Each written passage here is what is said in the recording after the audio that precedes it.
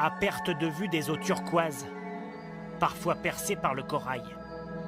Géographiquement, c'est l'un des plus grands lagons du monde. Dans le cœur des Mahorais, c'est aussi l'un des plus beaux. Ici, c'est un joli site. Dans très peu d'eau, il y a beaucoup de poissons. À Mayotte, Yannick Stéphan organise des visites du lagon depuis 18 ans. Le mieux, c'est de tous rester groupés et puis de nager dans le sens là. Dans cette eau cristalline, à 1 mètre sous la surface, la scène est saisissante. Du corail à portée de main et des poissons multicolores par dizaines. Succès garanti. Bon, comment c'est? Magnifique, vraiment magique, c'est sublime. J'ai jamais vu ça de ma vie, c'est vraiment... Sur le bateau, c'est pour beaucoup une surprise. On n'entend jamais parler de Mayotte. C'est vraiment le tourisme qui existe à Mayotte, c'est du tourisme de bouche à oreille. On va voir des amis, mais il n'y a pas de tourisme de masse à proprement parler. Malgré ces paysages de cartes postales, Mayotte reste une destination peu connue qui souffre d'une image cornée, dont les forums sur Internet se font l'écho. Mayotte, est-ce vraiment dangereux, demande ici un internaute. On peut faire du tourisme à Mayotte à condition d'en accepter les risques, écrit un autre. Dans leur viseur, la délinquance plus forte ici qu'ailleurs. Les attaques aux personnes y sont proportionnellement 2 fois plus nombreuses qu'en métropole. Une insécurité chronique qui pèse sur le tourisme et oblige parfois les hôteliers à se barricader.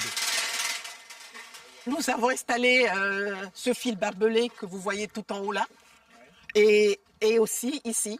Comme ça, au moins, on est tranquille maintenant. Ces barbelés, Yasmina Bobet les a fait poser après un cambriolage il y a quelques années.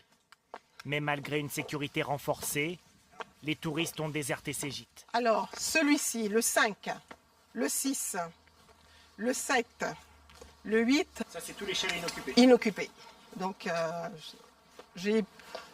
on travaille vraiment dans le vide en ce moment. On nettoie, on fait le ménage, c'est tout. Et si ces chambres sont vides, l'insécurité n'est pas seule en cause. Les vols hors de prix pour l'île sont aussi pointés du doigt, tout comme l'absence de soutien institutionnel au tourisme. Conséquence, seul émergent aujourd'hui des initiatives individuelles et très locales. Alors pour les féconder, on prend un objet comme un cure-dent. Dans le centre de l'île, Hassani Souleymana cultive de la vanille et de l'ilang-ilang. En fait, les racines ne rentrent pas dans le sol. Aujourd'hui, il fait découvrir son exploitation. Ça fait plaisir de partager. C'est valorisant quand même de partager son travail, de le montrer, de voir qu'il s'intéresse. Pour 30 € par personne, Le champ de mini bananier là. le programme comprend une balade entre les cultures et un atelier de tressage. Marginal quand il l'a lancé il y a 10 ans, l'accueil de touristes est aujourd'hui vital pour son entreprise. C'est en gros un tiers du chiffre d'affaires.